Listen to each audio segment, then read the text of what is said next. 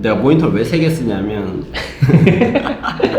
삼성전자, 하이닉스, 뭐 현대차 주식시장의 분위기를 한번 체크하고 한눈에 좀 보려고 모니터를 그렇게 많이 해놨는데 사실은 가운데 거밖에 안 보지.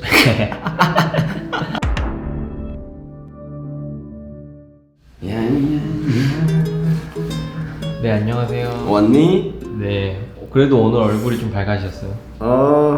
이사가 어느 정도 끝나서 새롭게 시작하는 마음에 저희 하루 한 3일 쉬었다고 얼굴 많이 좋아지셨는데 내 얼굴 그렇게 안 좋았었나? 사람들이 잿빛이었나? 제가 봤을 땐 이걸 바라보는 구독자분들이 마음이었어요. 주식시장이 너무 안 좋으니까 지금 주식시장 분위기가 안 좋으니까 그럴 수 있을 것 같아. 그게 반영이 된 거지. 주말에 뭐 하셨어요? 주말에 그냥 거의 여기 있었어요. 저녁에 와서 그 다음날 저녁에 나갔습니다. 할 일이 많아가지고 뭐 여기 뭐 도배하세요? 나 거의 도배하는 것 같아. 진짜 여기 사무실을 새로운 마음으로 준비하려다 보니까 쉽지가 않습니다. 오늘 뭐 시장에 특별한 이슈가 있었을까요? 약간 종토방 같은데 한번 이제 슬쩍슬쩍 기웃거리고 내 들어가 있는 주식 채팅방들이 있거든. 진짜 삼성전자가 이슈더라. 봤는데 너무 많이 떨어져가지고 삼전이 요즘 증시를 워낙 끌어내리고 있으니까 뭐 실적은 나쁘지 않은데 컨센서에 부합하는 수치가 나올 거고 그건 4분기에도 마찬가지고 그럼 또 내년 거 뭐 선반영한다? 뭐 이런 건가라고 해서 조금 봤더니 여러 가지 노이즈가 있더라. 상속세를 이제 납입해야 되는 시기가 있어가지고 그래서 수급적으로 안 풀리는 그런 이슈가 하나 있고 또 하나는 매크로적인 환경, 환율 때문에 한국 시장이 어쨌든 삼전이 가장 많이 영향을 받다 보니까 수급도 안 좋아지고 있는 이런 형태를 갖추고 있고 그리고 가장 코어한 거는 아마 메모리 분야의 수요가 좀 떨어지고 있고 비용이 증가하고 있다는 점 그에 비해서 비메모리 시장에서 니즈가 있다는 점 근데 그거는 이제 삼전이랑 하이닉스가 조금 약한 부분이다 보니까 선택과 집중이 필요한 시기인 것 같다. 메모리 쪽 반도체들 전망이 사실 밝진 않다라는 생각이 들더라고. 그런 이슈가 있어서 삼전이 조금 많이 하락하고 있는 거 아닌가. 그럼 사실 3점만 떨어지면 좋을 텐데 저희가 또 피해갈 수 없는 현대자동차도 많이 떨어졌잖아요. 항상 이게 묶여가다녀. 나도 트레이딩을 워낙 오래 했던 사람이니까 내가 모니터를 왜 3개 쓰냐면 삼성전자, 하이닉스, 뭐 현대차, SK텔레콤, 기아차 쭉 다 펼쳐놓는단 말이야. 왜냐면 이 시가총액 상위 10종목, 20종목 안에서 코스피에 오르고 내리는 게 많이 결정되다 보니까 깔아놓은 거 기반으로 이제 주식시장의 분위기를 한번 체크하고 어떤 업종이 많이 빠지고 있고 어떤 업종이 오르고 있는지 한눈에 좀 보려고 모니터를 그렇게 많이 해놨는데 사실은 가운데 거밖에 안 보지.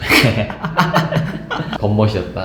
그냥 겉멋이지. 사실 이거밖에 안 봐요. 이 현대자동차 같은 경우는 제가 보니까 뭐 현대자동차뿐만 아니라 다른 완성차 업체들도 매달 발표하잖아요. 근데 판매량이 좀 줄었더라고요. 판매량이 준 거는 공급 이슈, 차량용 반도체 이슈가 계속 아직까지 시장에 처음 등장할 때는 현대차는 괜찮아 라고 이야기했는데 이 사이클이 단순히 몇 개월짜리 게 아니었다 보니까 결국 현대차도 공급 이슈를 맞이하게 돼서 글로벌 완성차 업체들이랑 시간차는 있었지만 똑같이 이렇게 빠지게 되는 결국 이게 어떻게 보면 예정돼 있었고 제가 기억하는 것만 4번 정도 영상에서 얘기했던 것 같은데 최소. 그치 네, 근데 약간 잘 해결될 수 있는 문제라고 하고 이제 1차적으로 넘기셨잖아요. 맞아 지금도 그건 똑같이 생각하시나요? 난 항상 그렇게 생각해. 제 완성차에 대한 수요가 급감했다 혹은 완성차 업체들의 구조적인 변화가 필요하다 라고 느껴지지 않는다는 점 차를 공유하는 형태의 경제가 풀린다라 그러면 이거는 펀더멘탈적인 리스크라고 보여지거든. 왜냐면은 시장 체계가 바뀌니까 1인당 차를 구매해야 되는 니즈가 사라지고 있으니까 그래서 그 근본적인 수요층을 해치는 형태의 이슈가 아니다 보니까 시간이 지나면 이 차량용 반도체는 공급될 거고 우리는 굉장히 장기 플랜으로 항상 주식을 이야기하다 보니까 장기 플랜에서 과연 이게 훼손되는 거냐가 훨씬 더 핵심적인 이야기가 되지 않나. 단기적인 이야기를 할 거면 사실 조금 더 트레이딩적인 얘기가 될 수밖에 없으니까 구독자분들은 대부분 직장인이기 때문에 그거에 맞는 의견을 공유하는 게 맞지 않나.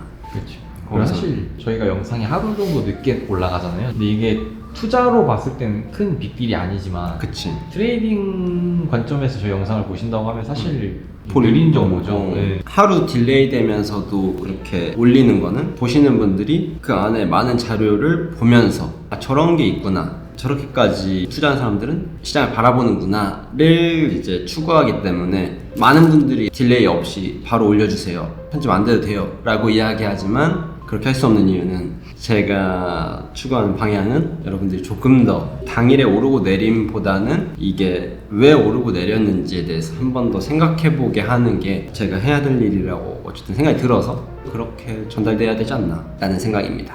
아직도 지금 에너지 쪽에서 문제가 계속 있는데 푸틴이 또 러시아가 천연가스를 어마어마하게 또 만들어내잖아요. 그 파이프 한번 잠그면 또 유럽이 무너진다는 미사일 쏠 필요도 없이 배우만 잠그면 됩니다. 이게 푸틴이 또 영웅 마냥 전 세계적 에너지 난을 내가 도와주겠습니다 라고 말을 하는데 전문가들 리포트 읽어보면 좋게 도와주겠냐, 그치. 이게 앞으로 어떻게 흘러갈까요? 어떤 정치적인 이슈지 이건. 그쵸, 정치적인 ESG라는 것도 그렇고 모든 친환경이라는 카테고리도 그런 명목하에 움직이는 거고, 그래서 그런 큰 그림 안에서 이런 것들을 바라봤을 때 당연하게 와야 되는 시점이었다. 에너지라는 건 엄청나게 많이 필수로 써야 되는 부분이기 때문에 고정으로 수요가 있고, 근데 여기서 공급이 조금만 줄어도 에너지 가격은 막 폭발적으로 뛰는 이런 형태를 항상 갖추고 있잖아. 네. 이 워렌 버핏이 항상 친환경에 배반하는 투자를 했다고 이슈가 됐었잖아. 네. 과거에 몇 년 전에도. 워렌 버핏은 지금 이 상황을 보고 투자한 거지. 이 상황이 왔을 때 어디가 이득을 보느냐, 그러면 전통 에너지 기업들, 그러면 지금의 천연가스 회사들 이득을 보는 것과 맥락이 맞지. 많은 투자자들 걱정했던 부분들이다. 이 친환경이라는 건 항상 비용적인 상승을 동반하고 그와 동시에 기존 전통 에너지 기업들을 포함해서 다시 재평가받는다. 요 맥락에서 워렌 버핏이 투자한 거거든. 그럼 지금 우리가 생각해 볼 수 있고 찾아볼 수 있는 건 무엇일까? 그럼 뒷단에 다른 원자재는 없는가? 원자재들이 쭉 오르면서 전통 에너지 기업들이 이제 다시 제자리로 돌아오는 형태를 미국 시장에서 관찰되어 가고 있고, 그렇다면 나는 기존 전통 산업으로 분류되었던 그와 동시에 친환경이라는 카테고리랑 배반하는 전통 산업은 무엇이 있는지 한번 생각해 볼 만한 가치가 있다라고 생각이 들거든. 이거 한번 정리를 조금 하면은 엄청 먼 미래를 끌어다가 주가를 올려버리는 기업들 있잖아요. 꿈과 희망을 가지고. 그치. 그럼 그 기업들이 어느 시점에서 이게 생각보다 너무 먼 미래의 일이다 라는 게 밝혀지면 이제 이 고평가받던 게 다시 내려오잖아요.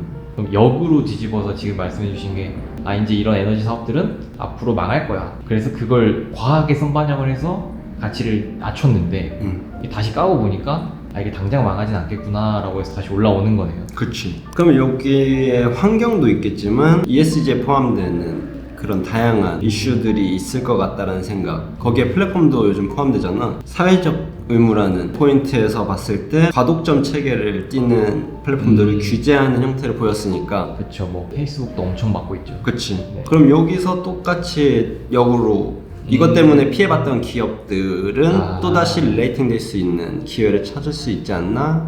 그리고 이건 또 이제 제 주변에서 이야기인데, 네이버에 들어가면은 테마 상위 막 이런 거 해가지고 20% 오르고 30% 오르고 그런 거 뜨잖아요. 근데 이렇게 시장이 안 좋을수록 이런 거에 눈이 갈 수밖에 없잖아요, 사람이. 그치. 리비안 관련주라고 해서 뭐 20% 오르고 도시가스 뭐 20% 오르고 이런 것들 빨리 알 수 있으면 돈을 벌 수 있는 것도 사실 맞는데, 그게 맞아. 개인 투자자한테 가능한가요? 개인 투자자라고 분류하는 것보다 전업 투자자라면 나는 가능하다고 보거든. 정말 상위 트레이더들은 나는 가능하다고 봐. 근데 모든 투자자들을 포함했을 때는 그렇게 할 필요가 없다라는 거. 굉장히 먼 사이클 동안 내 인생에서 같이 가야 되는 건데, 그런 노이즈에 엄청 휩쓸리며 다니면서 이제 투자에 대해서 반감을 갖게 되거나 이 좌절감을 느끼고 내 투자 인생에서 이 주식이라는 걸 빼고 인생을 살아갈 때 훨씬 더 불행한 일이다.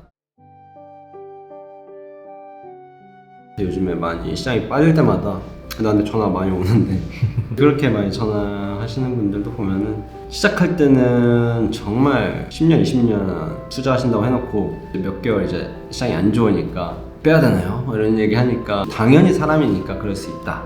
다만 주식이라는 건 계속 잘 사모으면서 저희가 수익화할 수 있는 기준을 만들어가는 거니까 제가 해야 될 일은 거기까지가 아닐까 그렇게 생각하고 있습니다. 교수님 오늘 또 좋은 말씀 많이 해주셔서 감사합니다. 네, 그러면 저는 또 다음 시간에 뵙겠습니다. 안녕.